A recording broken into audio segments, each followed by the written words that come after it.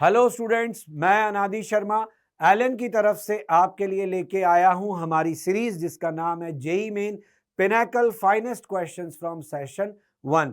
और फिजिक्स में हम यहां पे सेशन में जेई मेंस के अंदर के वो सवाल देखेंगे जो इस साल पहले सेशन में आए और जिनकी वजह से स्टूडेंट्स को परेशानी हुई। तो चलिए हम देखते हैं हमारा पहला क्वेश्चन क्या है। तो हम देखते हैं पहला सवाल हमारा क्या दिया हुआ है हमको क्वेश्चन में। हमको कहा है temperature coefficient of resistivity rho semiconductor का हमें निकालना है, मतलब उसको मेजर करने के लिए ये एक्सपेरिमेंट बताया गया था और इसमें इलेक्ट्रिकल अरेंजमेंट दिया हुआ है हमको यहाँ पर।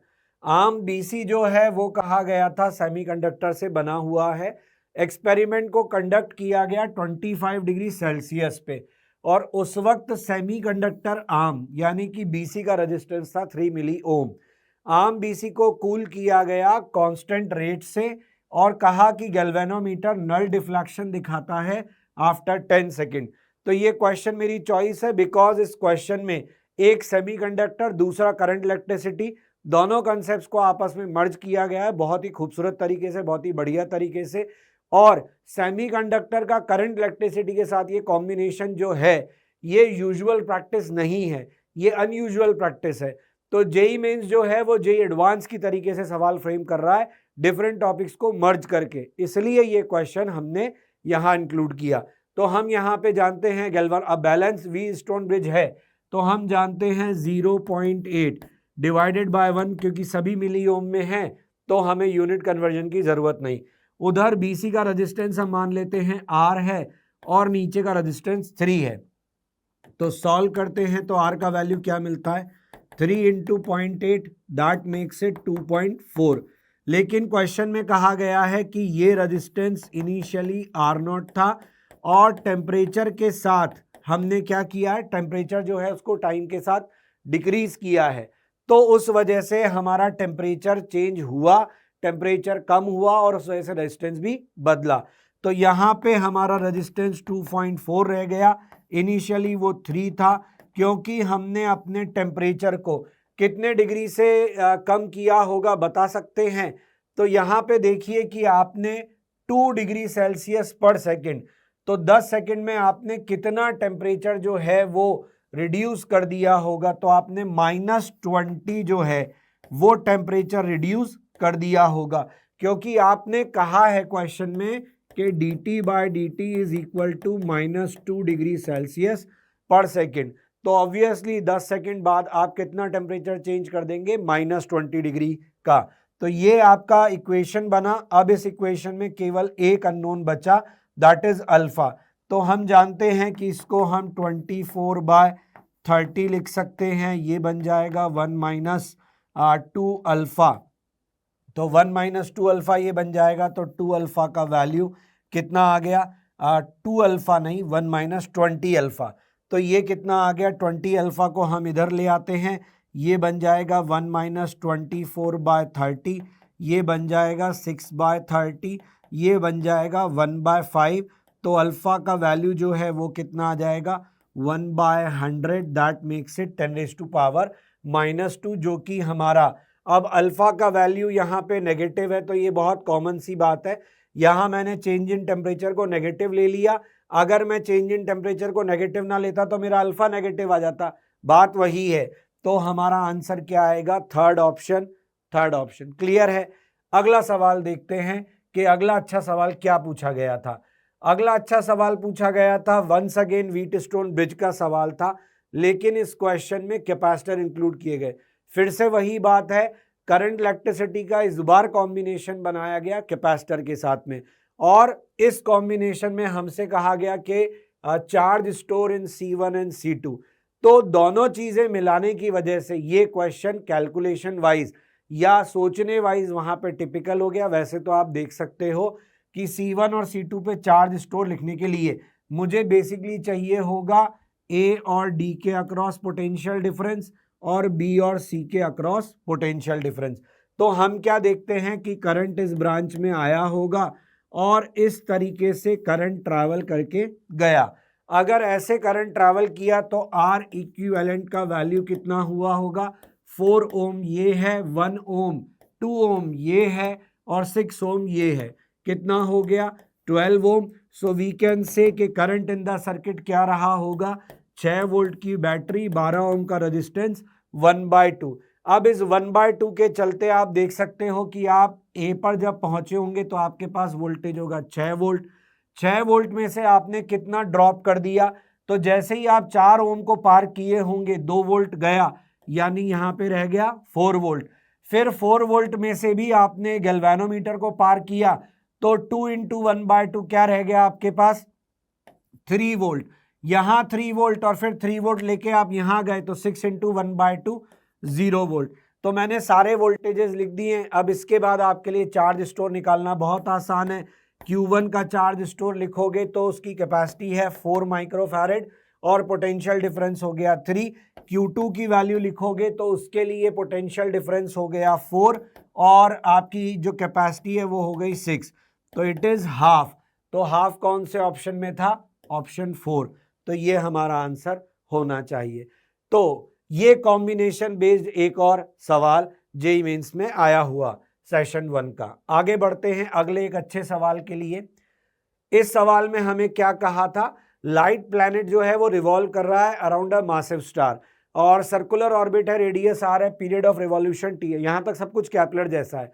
फोर्स ऑफ अट्रैक्शन, यहां आके सवाल ने जो है वो कहिए कि क्या हुआ, मौज ले ली। क्या करा उसने, यहां पे अपना जो कंसेप्ट था उसको बदल दिया। तो उसने क्या किया, हम जो मान के चल रहे थे वह उसने बदल दिया। कैपलर के तरीके से सोच रहे थे तो T square proportional to R cube, बच्चा बच्चा आंसर टिक कर देता। पर क्वेश्चन ने क्या किया कि क्वेश्चन ने यहाँ पे बहुत ही स्मार्टली इस चीज को घुमा दिया और उसने कहा कि नहीं भाई, अब आप जो ग्रेविटेशनल फोर्स लिखते हो वो आर स्क्वायर की जगह आर की पावर 3/2 पे डिपेंड करेगा। Now it's time to think about के how to deal with this question. तो हमें क्या करना होगा, once again the fundamental steps will remain same. Gravitational force will provide necessary centripetal force for revolution. So m will cancel out and we can say omega square proportional to 1 upon r 3/2 plus 1, because इसको हमने यहाँ भेजा तो omega square proportional to आ गया r raise to power 5/2 और हम जानते हैं omega is inversely proportional to t, so we can write down t square proportional to r raise to power 5/2। तो कौन सा ऑप्शन था, फर्स्ट ऑप्शन। ठीक है, समझ में आया। इस क्वेश्चन में अच्छी बात ये थी कि ये जो सोचने के लिए हमको दिया गया, that's a new thing. Pure concept से, प्योर टॉपिक से, मतलब एक ही टॉपिक से सवाल फ्रेम किया गया, लेकिन हमारा जो यूजुअल आइडिया था उस आइडिया को बदल दिया गया।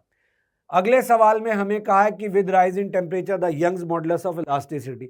मैंने थ्योरेटिकल सवाल यहाँ इंक्लूड क्यों किया है, क्योंकि हम जब इलास्टिसिटी पढ़ते हैं तो हम सब चीज़ों को बहुत ध्यान से पढ़ते हैं और यंग्स मॉडुलस जब हमको पढ़ाया जाता है तो ये बात बताई जाती है कि Young's modulus is the property of material. तो यहाँ जेईई मेंस ने जो बात कही उसको मैंने इंपॉर्टेंट क्यों माना, क्योंकि ये चीज आपको अब ध्यान रखनी है, ये बात आपको अपने मेमोराइज करके रखनी है, because it's a memory based, it's a information based question. So what is the information here? Some of you will be was successful in predicting the answer definitely, because they knew that elasticity is affected by temperature. जब आपकी क्लासें चल रही होंगी तो आपको कहा गया होगा, आपको बताया गया होगा, इलास्टिसिटी का कंसेप्ट जब समझाया गया होगा तब भी आपको ये चीज कही गई होगी, लेकिन हम कितना ध्यान से चीजों को सुन रहे थे सब कुछ उस पर डिपेंड करता है। अगर हमने ये चीज ध्यान से सुनी होगी कि इलास्टिसिटी जो है वो मॉलिक्यूलर वाइब्रेशंस के ऊपर डिपेंड करता है, तो हम ये बात शायद क्लिक कर सकते थे, यहाँ पे सही आंसर टिक कर सकते थे। तो आपका जो मॉडुलस ऑफ रिजिडिटी है, जैसे कि यंग्स मॉडुलस, वो रिप्रेजेंट करता है, मतलब मॉडुलस ऑफ इलास्टिसिटी क्या रिप्रेजेंट करता है, रिजिडिटी आपका, कि आपकी जो बॉडी है वो कितना इजीली अपने आप को रिफॉर्म कर लेगी। लेकिन टेम्परेचर बढ़ने के साथ ये प्रॉब्लम बढ़ जाएगी, क्योंकि मॉलिक्यूलर वाइब्रेशन बढ़ जाएंगे तो आपकी इलास्टिसिटी लूज होगी, यानी आपका मॉडुलस ऑफ इलास्टिसिटी भी डिक्रीज होगा। सो डिक्रीज इसका आंसर होना चाहिए, but it needs an explanation. तो आप अगर एक्सप्लेनेशन जानते होंगे तभी आप इसको टिक करके आएंगे, अदरवाइज आसान सवाल, पेपर आसान था फिजिक्स का, मेरे लिए बहुत मुश्किल था कि मैं क्वेश्चंस को ढूंढूं जो कि ऐसे माने जाएं कि उनसे आपको जेईई मेंस में अदर देन फॉर्मूला कुछ सीखने को मिला, because most of the questions are formula based. लेकिन वो ट्रिकी क्वेश्चन मैंने ढूंढ के निकालने की कोशिश करी जिनके अंदर मुझे ये लगता है कि आपके नेगेटिव होने के चांस बढ़ गए। आसान क्वेश्चन आसान तभी तक है जब आप उसका आंसर सही टिक करके आते हो, लेकिन आपने अगर यहाँ पे ऐसा कोशिश करा कि गैस बेस्ड सिस्टम पे हम काम करें, तुक्का बेस्ड सिस्टम पे काम करें, तो डेफिनेटली नेगेटिव स्कोर किया होगा और उसका दुख फिर आपको हुआ होगा। बात समझ में आई? तो इंफॉर्मेशन बेस्ड क्वेश्चन भी कई बार हमको पेपर में तंग कर जाते हैं। आगे बढ़ते हैं। अगले सवाल में बोला है कि रेक्टेंगुलर लूप है, साइड 12 और 5 दी हुई है, side parallel to X and Y है। तो पैरेलल टू एक्स जो है वो 12 है और पैरेलल टू वाई 5 है।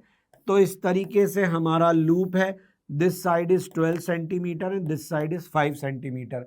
अब हमको कहा है कि हम इसको वेलोसिटी 5 से चला रहे हैं पॉजिटिव एक्स एक्सिस में, यानी इस लूप को इस तरीके से चलाया जा रहा है, और हमें कहा है कि एक वेरिएबल मैग्नेटिक फील्ड है in the positive Z direction, और पॉजिटिव जेड डायरेक्शन में है, यानी कि out of the plane of this board है।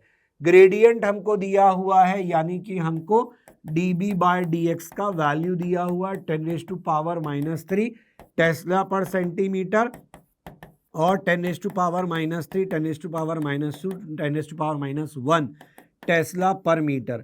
तो ये हमको दिया हुआ है। उसके अलावा हमको दिया हुआ है कि इसका टाइम के साथ भी चेंज का रेट है, और वो क्या रेट है? तो डिक्रीज कर रहा है 10⁻³ टेस्ला पर सेकेंड से। ये सारी इंफॉर्मेशन हमको दी है। रेजिस्टेंस ऑफ लूप हमको दिया हुआ है 6 मिली ओम। पावर डिसिपेटेड इस क्वेश्चन में हमसे मांगा गया था। अब ये जो क्वेश्चन है, इस क्वेश्चन के अंदर मुझे क्या चीज अच्छी लगी? मुझे ये चीज अच्छी लगी कि इस क्वेश्चन ने, अभी आप देखेंगे जब मैं आपको समझाऊंगा तो आपको मालूम पड़ेगा कि इस क्वेश्चन ने दो कंसेप्ट्स ऑफ ईएमआई को मर्ज किया है आपस में। कैसे? देखिए, आप यहाँ पे अपना एक्स एक्सिस और वाई एक्सिस बना लीजिए। This is your Y axis, this is your X axis. According to the given condition of question, dB by dx जो है वो आपको दिया हुआ है 10⁻⁻1। इसका मतलब dB आपको दिया हुआ है 10⁻⁻1 इंटू dx। इंटीग्रेशन करेंगे, इसको लेके आप इंटीग्रेट करेंगे 0 से लेके x के लिए, इसको इंटीग्रेट करेंगे b minus B naught 10⁻⁻1 into X. तो आपको b बराबर क्या मिल रहा है? b बराबर बी नॉट, और आपको दिया हुआ है कि इसका ग्रेडियंट जो है वो अलोंग नेगेटिव एक्स एक्सिस है। अलोंग नेगेटिव एक्स एक्सिस है, यानी यहां पर भी माइनस साइन आना चाहिए, क्योंकि आप एक्स डायरेक्शन में जाएंगे तो आपका मैग्नेटिक फील्ड कम होना चाहिए। तो आपका वेरिएशन जो है वो अलोंग नेगेटिव एक्स आपको दिया हुआ है, यहां पे ये x बाय 10 हो गया। ये हम बोल सकते हैं कि this is x by 10 now. तो ये हमको वेरिएशन मिल रहा है। अब ये वेरिएशन हमको b का मिल गया x के साथ में, तो डेफिनेटली यहां पे मैं लिखूंगा तो मैग्नेटिक फील्ड होगा b नॉट माइनस x की वैल्यू क्या है? 12 है, तो 0.12 बाय 10, और यहां पे लिखूंगा तो b नॉट। तो आप देख सकते हो कि यहां और यहां के मैग्नेटिक फील्ड में अंतर था। अब आप देखिए कि इस क्वेश्चन के अंदर अगर मैं कहूं कि this is A, this is B, this is C and this is D, तो there are 4 sides which are moving, और मैग्नेटिक फील्ड जो है वो हमको इस तरीके से दिया हुआ है। तो हमें किस किस के लिए इंड्यूस्ड ईएमएफ मिलेगा? तो यहाँ पे L जो है वो वेलोसिटी के पैरेलल है, तो इसके लिए तो नहीं मिलेगा, इसके लिए भी नहीं मिलेगा, इन दोनों साइड्स के लिए मिलना था, इन दोनों साइड्स के लिए मिलना था, तो यहाँ पे B की वैल्यू अलग है, यानी डेफिनेटली यहाँ पे ईएमएफ ज्यादा होगा, यहाँ पे ईएमएफ कम होगा। अगर मैं इन दोनों का, क्योंकि दोनों ईएमएफ तो एक ही नेचर का देंगे, तो अगर मैं नेट ईएमएफ लिखूंगा या लेट से डेल्टा ई लिखूंगा, तो डेल्टा ई में क्या लिखूंगा? इसके ईएमएफ में से इसका ईएमएफ सबट्रैक्ट करूंगा। इन दोनों के ईएमएफ में बाकी सब कुछ सेम है, एल और वी सेम है, क्योंकि लेंथ ऑफ रॉड सेम है, वेलोसिटी सेम है, मैग्नेटिक फील्ड में वेरिएशन था, कितना वेरिएशन था, 0.12/10। तो यहां पे आपको एक तो इन दोनों के कारण ईएमएफ मिला, दैट इज मोशनल ईएमएफ, जो हम क्लास में पढ़ते हैं। वो कितना मिला हमको, एल का वैल्यू है 5 centimetre, that makes it 5 into 10⁻⁻²। और वेलोसिटी जो है आपका वो भी 5 है, तो 5 इंटू 10⁻⁻²। और ये कितना हो गया, तो 12 सेंटीमीटर ये था, तो ये हो गया 12 इंटू 10⁻⁻3। सो ये बना 5 5 जा 25 एंड 25 इंटू 12, 25 इंटू 12 कितना हो गया, 12 पंजे 60 और ये 24 300। तो ये हुआ आपका 300 इंटू 10⁻⁻2, 10⁻⁻2, 10⁻⁻2, 10⁻⁻3, 300 इंटू 10⁻⁻7। ये केवल आया मोशनल ईएमएफ। अब इस क्वेश्चन में जो ट्विस्ट था वो क्या था, ट्विस्ट ये था कि आपका यहां एक एरिया है और उस एरिया के अंदर जो मैग्नेटिक फील्ड है वो भी टाइम के साथ वेरी कर रहा है। Don't forget about dV/dt। तो उसके कारण भी ईएमएफ इंड्यूस होगा। कितना ईएमएफ इंड्यूस होगा, तो E बराबर dφ/dt से हम सॉल्व कर सकते हैं। फाई में एरिया बाहर ले लो, 12 पंजे 60 एरिया हो गया, और आपका ये चेंज जो है 10⁻⁻3, 10⁻⁻7। वाई, बिकॉज एरिया में भी सेंटीमीटर सेंटीमीटर। तो आप देख सकते हो यहां से आया 60 और यहां से आया 300, दोनों में पावर 10 की सेम थी। तो टोटल ईएमएफ आपका कितना आया, टोटल ईएमएफ आया आपका 360 इंटू 10⁻⁻7, 360 इंटू 10⁻⁻7। अब आप पावर निकालो, दैट विल बी E²/R। तो क्वेश्चन के अंदर यही सबसे इंपॉर्टेंट चीज थी, because it is including two types of EMF. One is emotional emotional नहीं, motional EMF. Okay, so one type of EMF is what, one type of EMF is motional EMF and other type of EMF is due to flux change. तो दोनों को मिलाकर यहां पे question frame किया गया था। That's a good thing, that's a new thing. तो ये लर्निंग थी इस क्वेश्चन की। अगले सेशन के लिए आप डेफिनेटली इसको स्टार कर सकते हैं, इसको रिवाइज कर सकते हैं। Let's move to the next question. Answer यहां से सॉल्व करने पे आ जाएगा, वो आप निकाल ही लेंगे। क्वेश्चन में कहा था ball suspended by a thread swings in a vertical plane. तो क्वेश्चन में बोला है कि ये ऐसे जा रही है और magnitude of acceleration in extreme position and lowest position. So this is the extreme position, this is the lowest position. Are equal, तो एंगल थीटा माना गया था।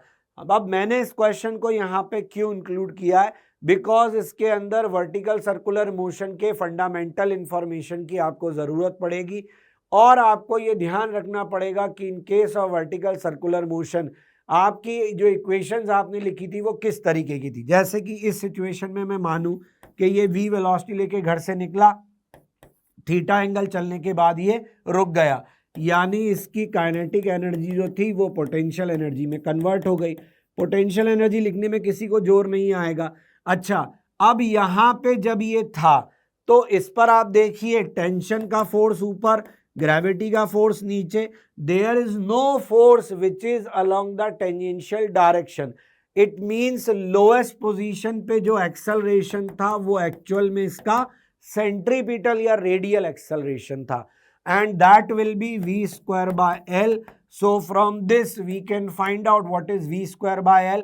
It will be g/2, 1 minus cos theta. Am I right? So it is g/2, 1 minus cos theta. In case of extreme position, you can see why it is called extreme, because at this position velocity becomes zero. Velocity becomes zero, yani this position doesn't have any we can say radial acceleration. It will have only what? Only tangential acceleration. Why?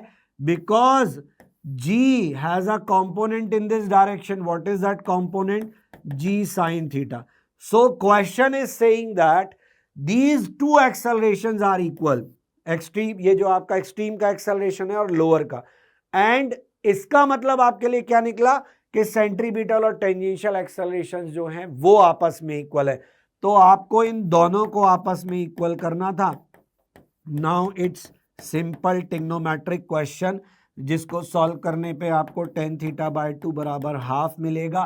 तो θ/2 बराबर half, tan inverse half हो जाएगा और 2 पर भेज देंगे तो second option आपका आंसर होना चाहिए था।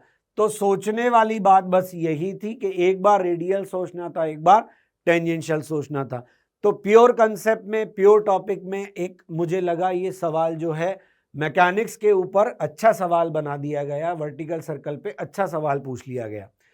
अब यहां कहा गया proton moving with a constant velocity passes through a region of space without any change in its velocity.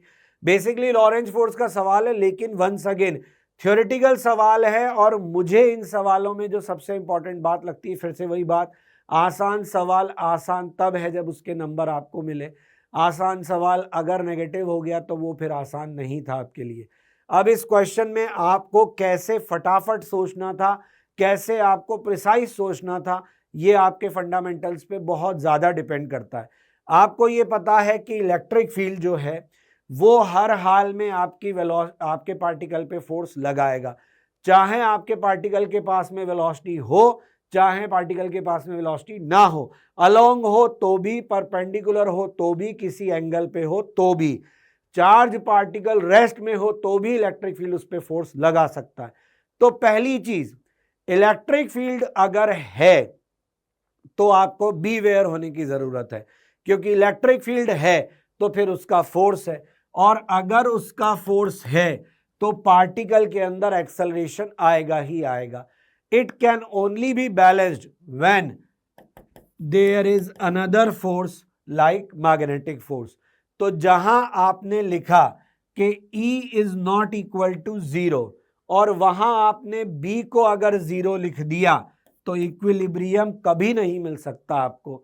तो E नॉट इक्वल टू 0 का एक ऑप्शन C था, एक ऑप्शन D था। C की प्रोबेबिलिटी गलत, बिल्कुल 0। D पॉसिबल है, क्यों? E भी 0 नहीं, B भी 0 नहीं। E 0 नहीं है तो उसको काउंटर करने के लिए B चाहिए ही चाहिए।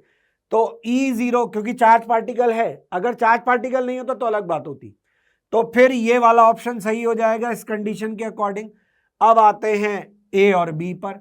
E0 B0 ये चलेगा, दोनों में से कोई नहीं है तो दोनों में से कोई भी फोर्स नहीं लगाएगा, ना उस पर टेंजेंशियल फोर्स है ना उस पर रेडियल फोर्स है। अगर मैं समझूं कि सर्कुलर पाथ में घूम रहा है तो ये कंडीशन भी पॉसिबल है।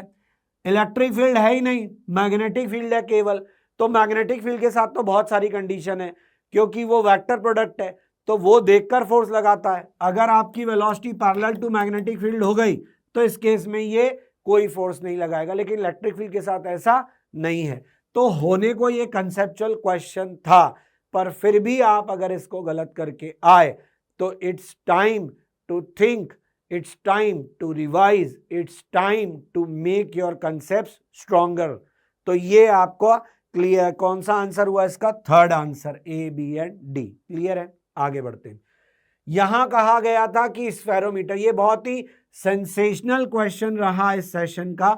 स्फेरोमीटर जो है वो कई लोगों के लिए, जबकि मैं आपको बताऊं NCERT आई थिंक क्लास 11 और उसमें आपका लैब मैनुअल जो है उसके अंदर आपको ये सवाल मिलेगा, ये एक्सपेरिमेंट मिलेगा। और NCERT जेईई मेंस के लिए क्यों पढ़ना जरूरी है, ये इस क्वेश्चन ने प्रोफेस किया, ये इस क्वेश्चन ने जोर दिया इस बात पे कि आपको ये बात ध्यान रखनी पड़ेगी। अब आप कहो कि हमें ये नहीं पढ़ाया गया कोचिंग में, अब आप कहो कि हमें ये नहीं पढ़ाया गया क्लासेस में, तो ये आप मान के चलो कि जेईई मेंस हर बार इस बात को चेक करता है, इस बार को वेरीफाई करता है कि क्या आप अपनी NCERT पढ़ रहे हैं। तो ये आपका जो NCERT में सिग्निफिकेंट फिगर्स, एरर्स वाला जो चैप्टर है, उसी में ही आपके एक्सपेरिमेंट्स की एक लिस्ट है और उसी से ही ये क्वेश्चन पूछा गया। Question once again information based था। इंफॉर्मेशन बेस्ड क्वेश्चंस को अपने यहाँ डिस्कशन में रखने का पर्पस एक ही है, हर एक theoretical question information based question को आप मेमोराइज कर ले। वहां जो यंग्स मॉडुलस वाला केस था उसके अंदर बात याद रखने की थी, मैंने बताया आपको कि सोचने का तरीका क्या होना चाहिए था, ऐसे ही यहां आपको बता रहा हूं। अब इसमें सोचने का तरीका कुछ नहीं हो सकता, स्फेरोमीटर सुनकर आप सोच पाओगे इसकी बहुत कम प्रोबेबिलिटी है। तो आप क्या करोगे, आपको फिर एनसीईआरटी को ध्यान से पढ़ना पड़ेगा। आई बात समझ में? तो इसमें पूछा गया था क्या नहीं हो सकता, तो इसको छोड़कर सब कुछ हो सकता है। तो ये स्पेसिफिक रोटेशन, इसको छोड़ के थिकनेस ऑफ थिन प्लेट्स भी इसमें आ जाएगा। Specific rotation of liquid can not be measured, तो रेडियस ऑफ कर्वेचर निकाल देता है, थिकनेस ऑफ थिन प्लेट्स निकालता है। ये फॉर्म बिल्कुल इंफॉर्मेशन बेस्ड क्वेश्चन था, मेरे पास इसके लिए कोई फॉर्मूला नहीं कि मैं आपको बता दूं इसको याद रखने का।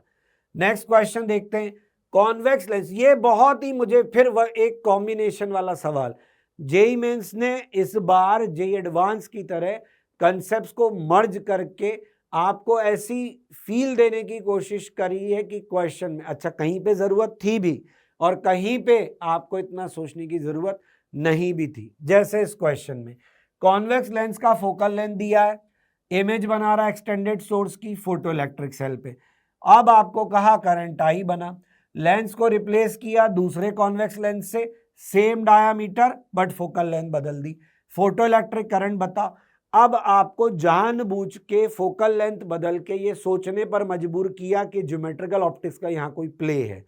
बट आपसे पूछा क्या जा रहा है, पूछा आपसे जा रहा है फोटो इलेक्ट्रिक करंट के बारे में। तो फोटो इलेक्ट्रिक करंट जो होता है उसकी फिलॉसफी क्या है, कितने नंबर ऑफ फोटॉन्स गिरेंगे उसके हिसाब से नंबर ऑफ इलेक्ट्रॉन्स का इमिशन डिसाइड होगा। अगर आपकी गिरने वाली लाइट की इंटेंसिटी में कोई वेरिएशन नहीं तो निकलने वाले इलेक्ट्रॉन्स के अंदर भी कोई वेरिएशन नहीं। अब इंटेंसिटी कौन डिसाइड करता है, तो लेंस जब आपको पढ़ाया जाता है तो एक डेफिनेशन बताई जाती है जिसको बताते वक्त समझाते वक्त मैंने हमेशा ये पाया है कि लोग अटेंशन नहीं देते उसको। तो ये सबक है, ये लर्निंग है। अपर्चर एक चीज आपको कही जाती है, अपर्चर। तो अपर्चर का इंपॉर्टेंस जो है अब आप समझिए, अपर्चर या डायामीटर जो है ये आपस में रिलेटेड है और ये लाइट को कैप्चर करने की कैपेबिलिटी है आपके लेंस की, क्योंकि दोनों केस में आपने अपने लेंस का डायामीटर नहीं बदला, यानी कि इंटेंसिटी आपने लाइट का नहीं बदला। अगर आपने इंटेंसिटी नहीं बदला तो फोटो करंट में कोई चेंज नहीं आना चाहिए। So answer should be I, तो आंसर था आई। अब ये कितने लोगों का नेगेटिव हुआ मुझे नहीं पता, बहुत सारा दिमाग लोगों ने इसमें लगा दिया होगा, बट आपको इस क्वेश्चन से क्या सीखने को मिला, समझ आया? चलिए आगे बढ़ते हैं। अगले क्वेश्चन में हमको कहा गया था कि थिन मेटालिक वायर है, क्रॉस सेक्शन एरिया दिया गया है, रिंग ऑफ रेडियस दी गई है, पॉजिटिव चार्ज है ऑफ 2 पाई हमने यूनिफॉर्मली डिस्ट्रीब्यूट किया है, अनदर पॉजिटिव चार्ज। अब ये हमारा जो सर्कुलर पढ़ते हैं हम, टेंशन वगैरह पढ़ते हैं, मैकेनिक्स जो पढ़ते हैं और जो हम इलेक्ट्रोस्टैट्स पढ़ते हैं, दोनों के ऊपर मिक्स क्वेश्चन था। आपने यहाँ एक चार्ज रखा है, अपनी सरफेस पे भी चार्ज दिया है और दोनों चार्जेस जो हैं ये भी पॉजिटिव है ये भी पॉजिटिव है, यानी अंदर वाले को अगर मैं मान लूँ Q और सरफेस पे डिस्ट्रीब्यूटेड को मान लूँ कैपिटल Q, तो आप देख सकते हो कि सरफेस के हर एक पॉइंट पर, मतलब हर पॉइंट पर यहाँ पे आपका ये रिपल्शन फोर्स फील होगा और ये रिपल्शन फोर्स फील होगा तो आपकी जो रिंग है वो एक टेंशन फील करेगी क्योंकि ये फोर्स उसको बाहर खींचेगा। तो आपस का इंटरमॉलिक्यूलर फोर्स जो कि शेप को बनाए रखना चाहता है वो अंदर की तरफ फोर्स लगाएगा। तो ये वाला स्ट्रक्चर आपने देखा होगा, बहुत ही फेमस क्वेश्चन है कि हम एक रिंग को अगर रिवॉल्व कराएं और रोटेट कराएं अबाउट इट्स ओन एक्सिस तो उसके अंदर टेंशन कितना डेवलप होता है। तो वैसा ही सवाल था ये, वही स्टेप्स हैं यहाँ पे। तो आपका ये चार्ज है Q, इस आर्क का चार्ज मान लो DQ, so it will be feeling a repulsion force DF। This repulsion force will be balanced bye, तो अगर मैं मान लूँ ये एंगल टोटल जो है वो D थीटा, तो आधा आधा एंगल कर लो D theta by 2 D theta by 2, ये D थीटा बाय 2 तो ये 90 माइनस D थीटा बाय 2 तो ये हो गया D थीटा बाय 2, ये D थीटा बाय 2 हो गया तो टेंशन के ये कंपोनेंट कैंसिल हो गए, ये कंपोनेंट ऐड हो गए, तो 2T sine D theta by 2 is equal to repulsion force which is lambda R D theta into K Q by R square. Why? Because इस छोटे से एलिमेंट का चार्ज लिखूंगा तो ये लैम्डा इंटू लेंथ होगा और इस आर्क का लेंथ कितना होगा? Are D theta. तो ये हमने यहाँ पे लगा दिया। छोटा एंगल लिया है तो 2t डी थीटा बाई 2 इसको लिख सकते थे, के क्यू बाय आर स्क्वायर इसको लिख सकते थे, लैम्डा की value Q upon 2 pi R लिख सकते थे, आर डी थीटा लिख सकते थे। अब जो जो कट सकता है वो काट दें हम। तो यहाँ से हमारे पास टेंशन का फॉर्मूला आ जाएगा जो हमसे क्वेश्चन में पूछा गया था। तो ये एक अच्छा सवाल था, रीजन बीइंग के इसने वंस अगेन वही दो टॉपिक्स को आपस में मर्ज किया। हम रिपल्शन फोर्स तो पढ़ते हैं लेकिन सीधे सीधे कूलम रिपल्शन फोर्स पूछने की बजाय इसने हमसे ये कंसेप्ट पूछ लिया। ठीक, आगे बढ़ते हैं। अगला क्वेश्चन जो हमको दिया गया था वो क्या था? वंस अगेन हमारा व्हीटस्टोन ब्रिज और कैपेसिटर। आप देख सकते हो बहुत फ्रीक्वेंसी रहा इस क्वेश्चन का, और मैं आपको ये सिमिलर दिखने वाले क्वेश्चन फिर भी करा रहा हूं बिकॉज इनमें वेरिएशन है। दो कैपेसिटर के केस में भी वेरिएशन है, एक के में भी वेरिएशन है। अब आप वेरिएशन ऑब्जर्व करेंगे तो ही बात बनेगी। आप यहां से लेके निकले 10 वोल्ट, तो आप देखिए आपके ये रेजिस्टेंस हो गए सीरीज में 10 और 4 6 और 4 10, और ये 1 और 2 3, और फिर ये 10 और 3 हो गए एक दूसरे के पैरेलल। तो ये कितना हो गया? 30/13। ये आर इक्विवेलेंट आया तो आई का वैल्यू आप लिख सकते हो, कितना लिखोगे? 10 वोल्ट की बैटरी 30/13, तो ये कैंसिल हो गया, आई का वैल्यू आ गया 13/3। करंट आ गया नेट जो आपने यहां से दिया है। अब ये करंट क्या हुआ? दो पार्ट में डिवाइड हुआ इन द पैरेलल सर्किट। तो पैरेलल सर्किट में करंट कितना कितना गया? I1/I2 inverse ratio of their resistance. तो I2 को मैं लिख सकता हूँ 3/10 ऑफ I1, और हम जानते हैं I1 प्लस I2 बराबर होगा I। तो यहाँ से हमको I1 1 प्लस 3/10 बराबर I का वैल्यू कितना? 13/3। तो I1 हो गया हमारा 10 plus 3 13/10, it is equal to 13/3। ये कैंसिल हो गया तो I1 हो गया 10/3। 10/3 I1 हो गया तो हम यहाँ पे ड्रॉप निकाल सकते हैं, कितना हुआ होगा? तो हम लेके आए थे 10 वोल्ट, 10 वोल्ट में से यहाँ पे 10/3 चला गया तो ये रह गया 20/3, यानी ए पर जो वोल्टेज रहा वो 20/3 वोल्ट रहा। तो हमारा यहाँ पे 20/3 वोल्टेज हो गया। उधर क्या हुआ होगा? तो I2 का वैल्यू हम निकाल लेंगे, 13/3 माइनस 10/3, तो I2 आ गया कितना? 3/3 यानी 1 एम्पियर। बहुत ही आसान वैल्यू आ गई। तो यहाँ कितना ड्रॉप हुआ होगा?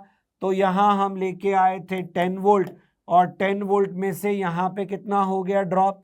तो 6 ओम इंटू 1, तो ये हो गया 4 वोल्ट, यानी यहाँ पे 4 वोल्ट। अब आप देख सकते हो कैपेसिटर के अक्रॉस जो है पोटेंशियल डिफरेंस कितना है। तो 20/3 माइनस 4, ये हुआ 3 4 जा 12, 20 माइनस 12 8/3, पोटेंशियल डिफरेंस 8/3, तो चार्ज स्टोर कितना हो गया? CV। सी का वैल्यू कितना दिया हुआ है सर्किट में? 150 इंटू 8/3, तो ये कितना आया? तो आंसर हुआ इसका कितना? 400, 8 5 जा 40। समझ में आया? तो ये जो क्वेश्चन था वंस अगेन हमें व्हीटस्टोन ब्रिज जैसा स्ट्रक्चर दिखा रहा है बार बार, और फिर हमको पूरा सर्किट में जो है देखिए व्हीटस्टोन ब्रिज जैसा दिख रहा है लेकिन व्हीटस्टोन ब्रिज है नहीं। ये आपने देखा, मैंने ऐसा भी क्वेश्चन आपको दिखाया जिसमें व्हीटस्टोन ब्रिज स्ट्रेट अवे था लेकिन सेमीकंडक्टर डाल दिया।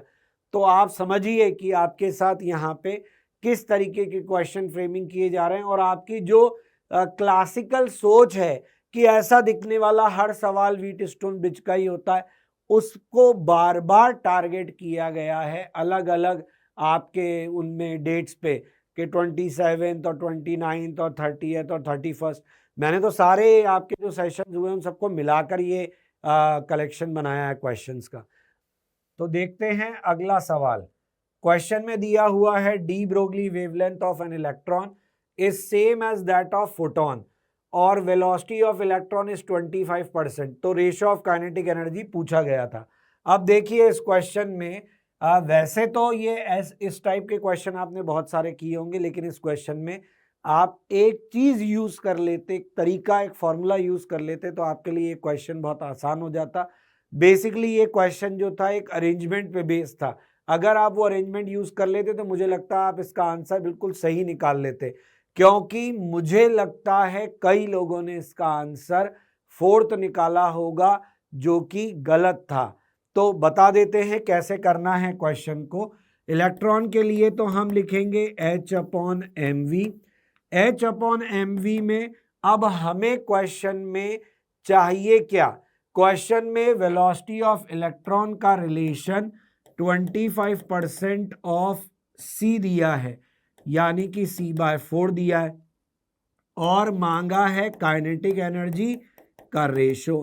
तो हमें अपने फॉर्मूले में ये मोमेंटम वाली चीज हटाकर काइनेटिक एनर्जी इन्वॉल्व करनी पड़ेगी, बिकॉज लेटर ऑन क्वेश्चन ने बोला है कि ये दोनों वेवलेंथ जो हैं ये आपस में इक्वल हैं। तो ऐसा कर रहे हैं तो हमें यहाँ पे ये मोमेंटम हटाना पड़ेगा। क्या करें? हम एक काम करते हैं, हम इस फॉर्मूले को ऊपर और नीचे VE से मल्टीप्लाई कर देते हैं। अगर हम VE से मल्टीप्लाई करते हैं तो ये mve² बन गया कि नहीं बन गया? फिर हम इसको H/VE twice of half mve² लिख दें। अब आप कहोगे ऐसा लिखने का फायदा क्या? ऐसा लिखने का फायदा ये कि लैम्डा इलेक्ट्रॉन बन गया HVE upon twice of kinetic energy of electron. यही मुझे चाहिए था। बस ये स्टेप अगर आपने बना ली तो उसके बाद क्वेश्चन में कोई दम नहीं, क्योंकि लैम्डा इलेक्ट्रॉन बराबर lambda photon and lambda photon is very easy, it is hc by kinetic energy of photon. Now you can cancel out kinetic energy of electron over kinetic energy of photon will be what? VE by 2c. VE is c/4, 1/2c, so 1/8 will remain. समझ में आया? तो ये step जो था बस यही important था, उसके अलावा तो क्वेश्चन आप बना ही सकते थे। प्योर क्वेश्चन था, लेकिन प्योर क्वेश्चन के अंदर भी थोड़ी बहुत उछल कूद तो कर ही ली गई। आगे बढ़ते हैं towards the next question. Deflection in moving coil galvanometer falls from 25 divisions to 5 divisions when a shunt of this ohm is applied resistance of galvanometer coil। दो तीन चीजें हैं इस सवाल में, जैसे कि एक तो ये डिवीजन वाली बात। अब गैल्वेनोमीटर जब हम पढ़ते हैं तो गैल्वेनोमीटर हम रट लेते हैं। गैल्वेनोमीटर के अंदर हम जो छोटी छोटी टर्म्स हमको बताई जाती हैं उनको हम बहुत ध्यान से नहीं पढ़ते, जबकि हर बार मैं ये बात क्लास में कहता हूं कि आपके जो टॉपिक जेई एडवांस में कम वेटेज के हैं वो जेई मेंस में ही अच्छे से पूछे जाते हैं, जैसे कि करंट इलेक्ट्रिसिटी में आपका मेजरिंग इंस्ट्रूमेंट। तो जो गैल्वेनोमीटर है वो मेजरिंग इंस्ट्रूमेंट है। अब इसमें क्या करना था आपको? आपका शुरुआत में जब कोई भी शंट नहीं था तो गैल्वेनोमीटर की वैल्यू, गैल्वेनोमीटर में जो फुल स्केल डिफ्लेक्शन करंट था, एक डिवीजन, 25 डिवीजन हैं। अगर मैं मानूं कि एक डिवीजन से डिफ्लेक्शन जो हो रहा है वो, तो हम जानते हैं IG का वैल्यू हम क्या लिख सकते हैं? 25 इंटू एक्स। अगर पर डिफ्लेक्शन हमको करंट इतना मिल रहा है तो 25 से कितना मिलेगा? इतना मिलेगा। अब शंट का मतलब क्या हुआ? शंट का मतलब ये हुआ कि आपने इसके पैरेलल में एक रेजिस्टेंस लगा दिया। पैरेलल में रेजिस्टेंस लगा दिया तो फुल स्केल डिफ्लेक्शन करंट तो वही आया, लेकिन उसमें से यहाँ 5x ही गया, क्योंकि क्वेश्चन ने बोला है यहाँ 5x ही गया। यहाँ कितना गया? तो शंट से आपका गया 20x। ये जो 20x है ये क्या है? आपके शंट से गुजरने वाला करंट है। अब आपको कहा है ये 24 ओम है, तो अगर ये 24 ओम है और इससे इतना करंट जा रहा है तो आप जानते हो कि हम इस वैल्यू को क्या लिख सकते हैं, 24 ओम ये हो गया, 5x ये हो गया, 25x हमारा टोटल आया था, तो 24 ओम इसका हमको रेजिस्टेंस दिया हुआ है। कोई इंफॉर्मेशन मिस आउट तो नहीं करी।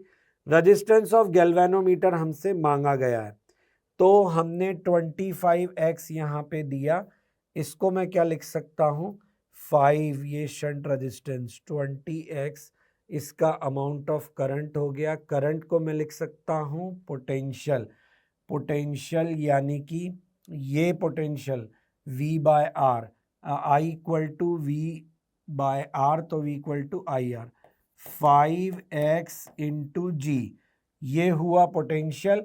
और करंट को मैं लिख रहा हूँ V बाय आर, ये हुआ 24, तो ये कितना हुआ, x से x कट गया, ये हुआ 480 बाय 5 गैल्वेनोमीटर, ये हुआ 5 9 जा 45 है ना, तो 5 9 जा 45, 5 6 जा 30, गैल्वेनोमीटर के रेजिस्टेंस की वैल्यू 96 ओम। मैं एक बार बता देता हूँ क्या किया। यहाँ पे गैल्वेनोमीटर में हमने देखा करंट कितना आया, फिर जब हमने पैरेलल लगाया तो ये करंट डिवाइड हो गया। अब ये दोनों जो हैं ये पैरेलल में लगे हुए हैं, तो जितना ड्रॉप यहाँ है उतना ही ड्रॉप यहाँ है। यहाँ गैल्वेनोमीटर रेजिस्टेंस मैंने माना जी, तो करंट है और रेजिस्टेंस है। अब आप सोच रहे होंगे कि सर आप इतनी देर कैलकुलेशन क्या देख रहे थे।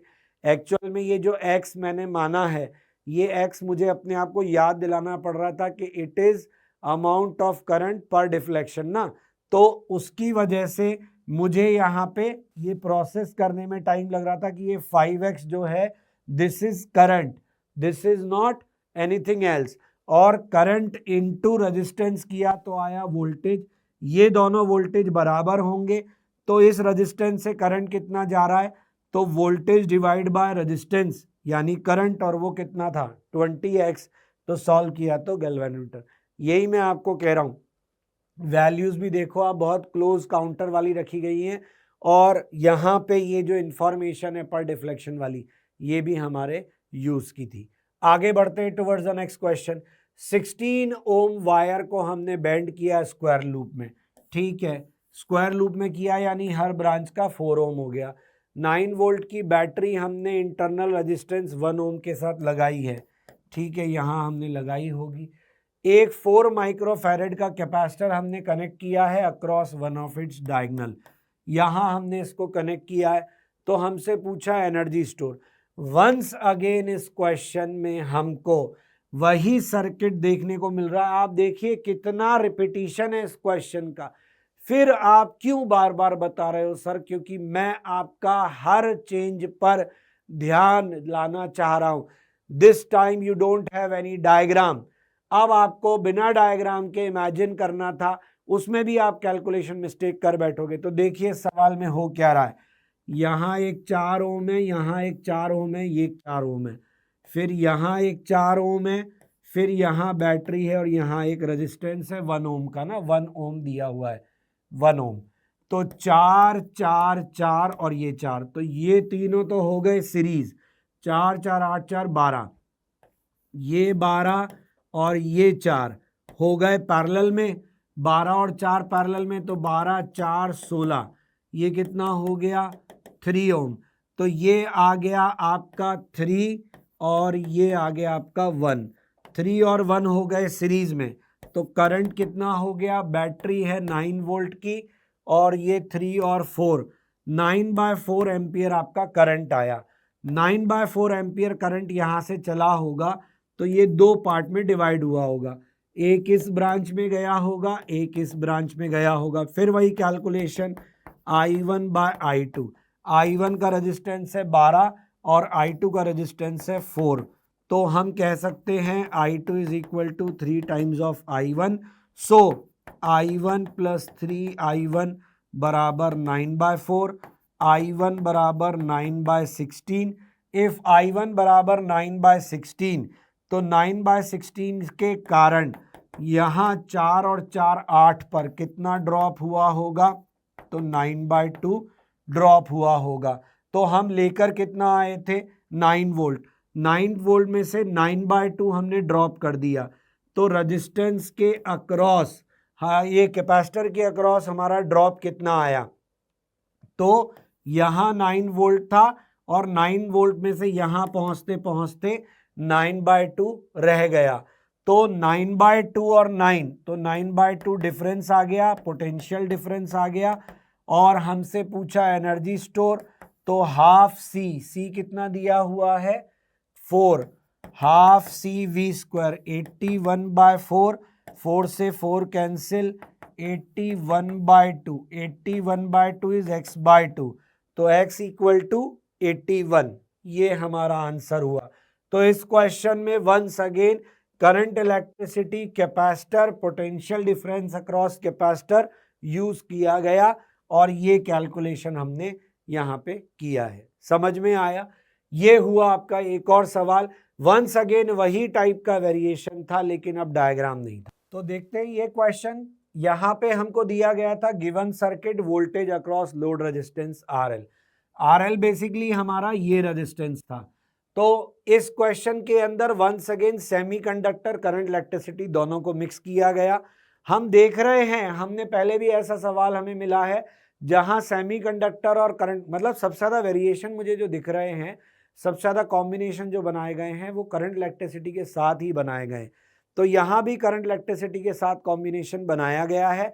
यहाँ दो चीजें थी, पहली चीज तो आपको डायोड का फॉरवर्ड बायस पता होना चाहिए, फॉरवर्ड बायस में ये दोनों आपके डायोड्स हैं ये पता होना चाहिए। दूसरा, अपने को इनका जो डिप्लीशन रीजन वाला बैरियर वोल्टेज जो होता है 0.3 एंड 0.7, आई थिंक यही वैल्यूज होती हैं, इनकी हमको जरूरत थी यहाँ पे।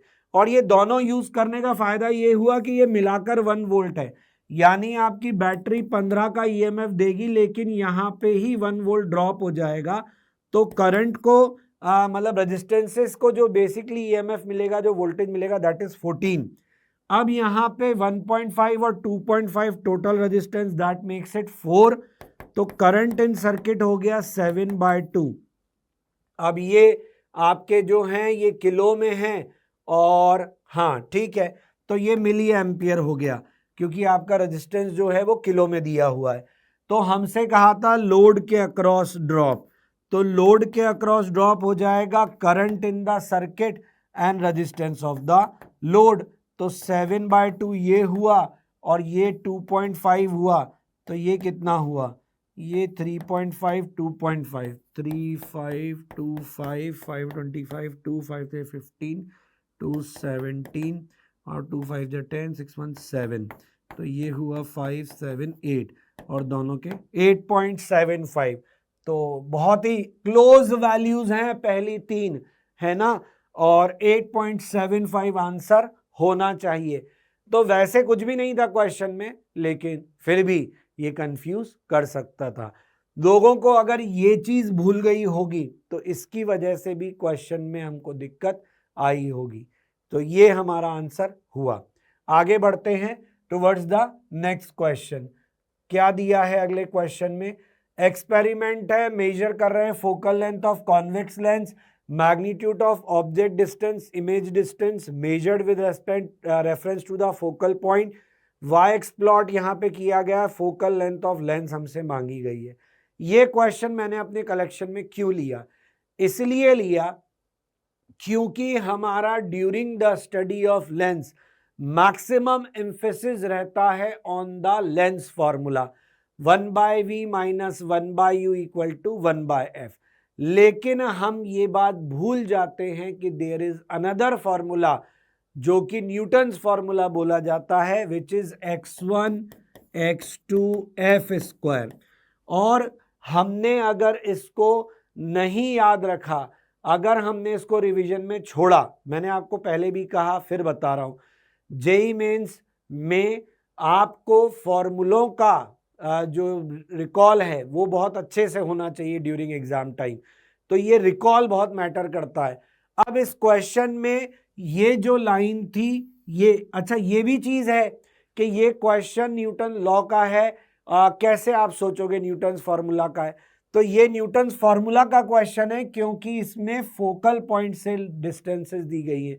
ये सारी बातें मैं इसलिए बोल रहा हूँ क्योंकि जब क्लास में पढ़ाते हैं, बताते हैं, लोगों को कहते हैं, क्योंकि हमारी एक्चुअल में जो न्यूटन्स फार्मूला के ऊपर क्वेश्चन प्रैक्टिस होती है वो बहुत ही कम होती है। तो you can add this question in your revision part for further exams. और यहाँ पे फिर आप ध्यान रखना कि न्यूटन्स फार्मूला जो है उसकी भी हमको ज़रूरत क्वेश्चंस में पड़ जाती है।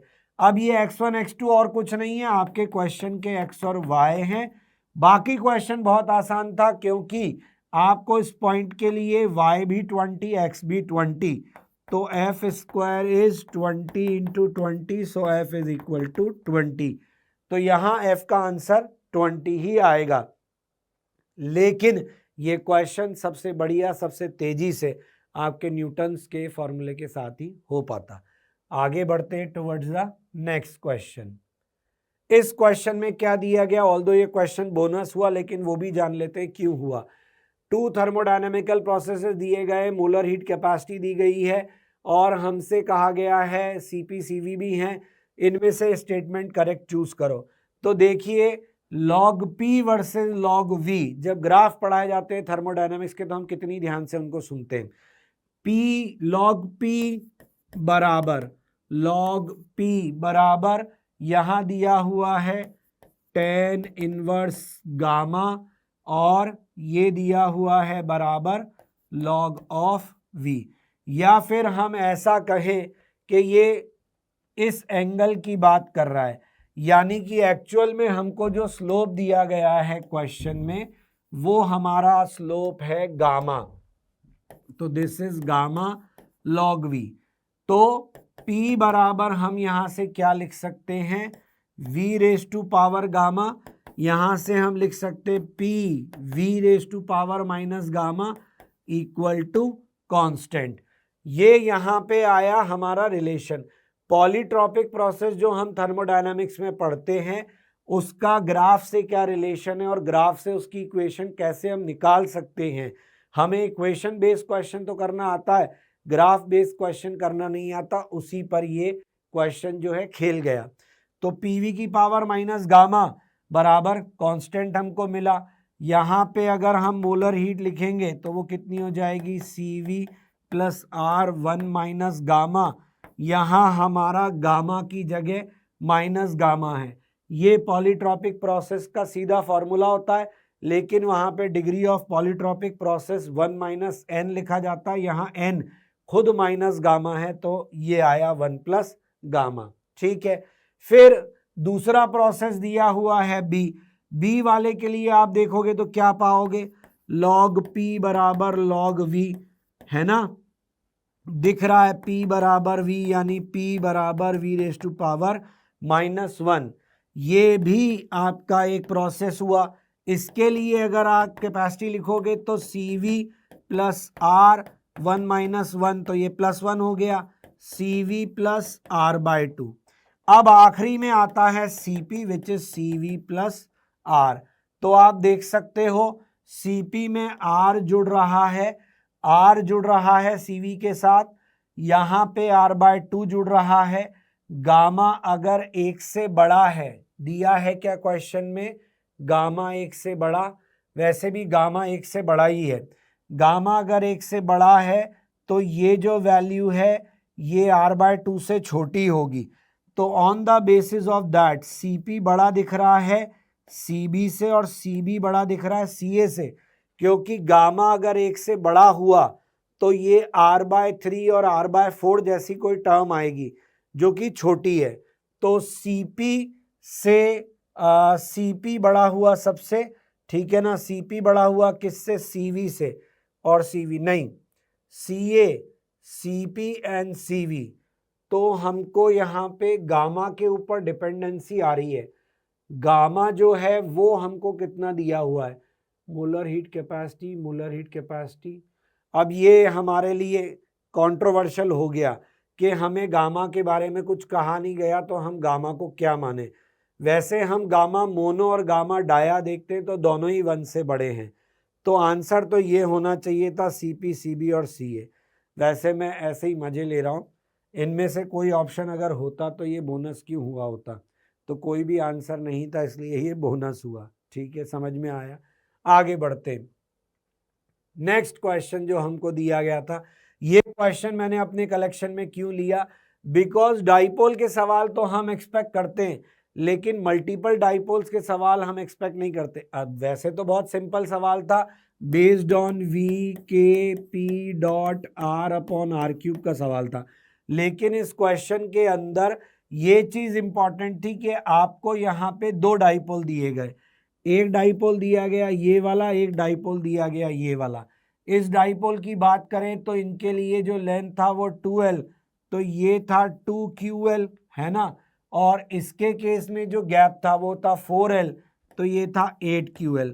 तो आपका जो नेट डाइपोल मूवमेंट हुआ वो बेसिकली हुआ 8QL। दूसरी चीज, ये आपका अगर नेट 8 नहीं हुआ, 8 - 2 हुआ, तो ये हुआ आपका 8 - 2, बिकॉज इसका 2 इसका 8, तो रिजल्टेंट रह गया 6QL। दूसरी चीज थी कि आपका जो R है उसके साथ में एंगल क्या लेना था, 60 या 120। तो अब आप देख सकते हो कि आपका जो एंगल है वो यहाँ पे क्या लिया जाना था, 120। तो बेसिकली ये potential at any general point due to dipole का सवाल था, लेकिन सवाल में डायरेक्टली इनडायरेक्टली उसने दो डाइपोल लगा दिए। दो डाइपोल लगाने से कई लोगों ने तो हथियार ही डाल दिए होंगे कि अरे ये कैसे सॉल्व होगा, कुछ लोगों ने हिम्मत भी करी होगी तो वो शायद एंगल गलत लिखकर आ गए, जबकि एंगल की डेफिनेशन तो वही है जो हम वेक्टर के जमाने से पढ़ते आ रहे हैं कि दो वेक्टर के बीच में एंगल कौन सा लिया जाता है। ठीक है, तो बढ़ते हैं आगे, ये सॉल्व करना था, अब इसमें कुछ ज़्यादा वो नहीं है दिक्कत, तो आंसर आएगा इसका 27। अगला सवाल और आज के हमारे सेशन का लास्ट क्वेश्चन, जिसमें कि हमें कहा गया था कि एक इंक्लाइन है, उसको हमने एक बॉल को गिराया है। अब बॉल जो गिराई गई थी वो तो टोटल हाइट h से गिराई गई थी, लेकिन ये जब टकराई तो जिस पॉइंट पर टकराई वो केवल h दूर था, उसके बाद इसकी वेलोसिटी हॉरिजॉन्टल हो गई और फिर ये ग्राउंड पे गिरी। तो एक ये टाइम हुआ, एक ये टाइम हुआ। क्वेश्चन में कहा गया है कि हमको पूरा जो टाइम है वो मैक्सिमम चाहिए। तो पूरा टाइम मैक्सिमम कैसे करा जाए, t1 की वैल्यू निकाली, t1 की वैल्यू आई √ कितना गिरा ये, तो टोटल h में से इतना ही गिर पाया। दूसरी बार क्या हुआ, ये प्रोजेक्टाइल मोशन, अब बस कुछ नहीं था, प्रोजेक्टाइल मोशन और ये टकराना और वेलोसिटी हॉरिजॉन्टल हो जाना आपको जानबूझ के centre of mass oblique collision दिमाग में डाल रहा था, कहीं ना कहीं आपके दिमाग को उधर चलने के लिए मजबूर कर रहा था। दूसरी चीज, प्रोजेक्टाइल है ये भी अगर आपने समझ लिया तो अगली चीज आपके दिमाग में ये आई होगी कि टाइम पीरियड का फॉर्मूला। अरे प्रोजेक्टाइल हॉरिजॉन्टल प्रोजेक्शन में टाइम पीरियड का फॉर्मूला क्या था, तो भाई कोई और फॉर्मूला नहीं था, यही फॉर्मूला था। अब जो हाइट रह गई उसके हिसाब से आपको लिखना था। तो फाइनली आपका जो टाइम पीरियड आया वो आया √2h/g प्लस √2h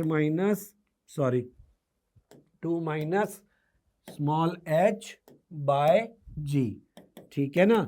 इसमें से हम बाहर ले लेते हैं √2/g को, तो ये रह गया √h प्लस √h - अब you can see your time is function of small h।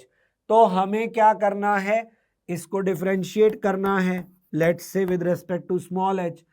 ये चीज तो बदलेगी नहीं, इसका डिफरेंशिएशन क्या आ जाएगा, 1/2 √h, और इसका डिफरेंशिएशन क्या आ जाएगा, 1/2 √h - -1।